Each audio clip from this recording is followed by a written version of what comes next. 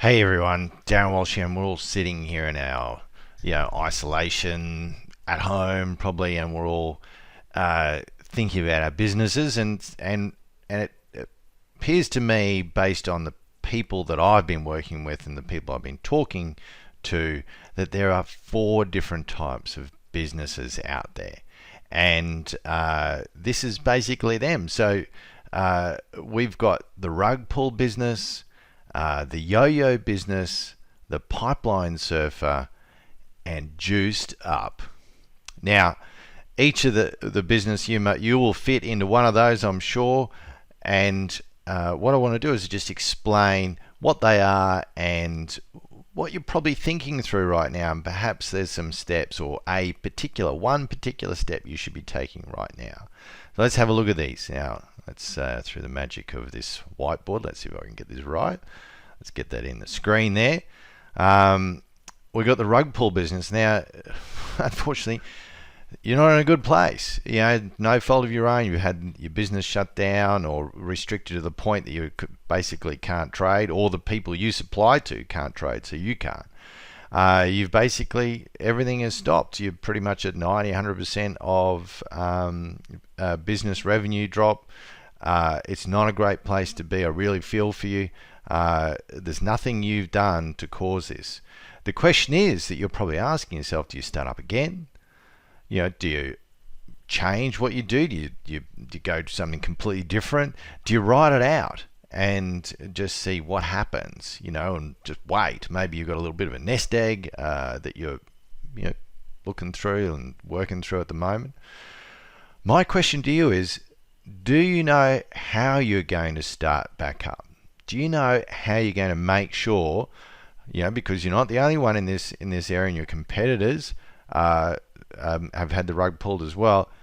Who's going to win the starting gun? Who's going to get out of the blocks first? Do you know how you're going to start back up, and have you got a strategy around that? And have you got the things in place now to make that happen, regardless of what you're doing right now? So that's my question to you, and I'd like to hear what you're doing right now about that. The next thing is the yo-yo business. So the yo-yo business, you've probably seen some drop in sales. Maybe there's some opportunities. Maybe you've been able to pivot a little bit. But certainly cash flow is tight. Certainly decisions are being made that you've never wanted to have made before. The big thought in your mind is, how can you grow? But the bigger thought that you need to have in your mind is, how can you grow without having to reinvent yourself, without having to do it all over again? I mean, and we all know that marketing is the key. But the thing in your mind is probably saying to you, can you afford it? And will it work? You don't want to be spending money on marketing when you don't know if it's going to work. Now, the big thing here that you should be talking to yourself about is, what is my message? And that's the thing that I think a lot of businesses don't get right, is that message. So they spend money on marketing, advertising. They don't get the message right. It doesn't work. So that's what you really need to be asking. The question you need to be asking is, what is my message? How am I going to get my market to listen to me? Then, of course, we've got the next couple of, where are we? Over here. We're way over here. All right. So this is the pipeline surfer, and I love this picture. I looked around a lot for this picture. I've always wanted to do that, by the way, but I have very little skill when it comes to surfing or balance, so I have never been able to do that.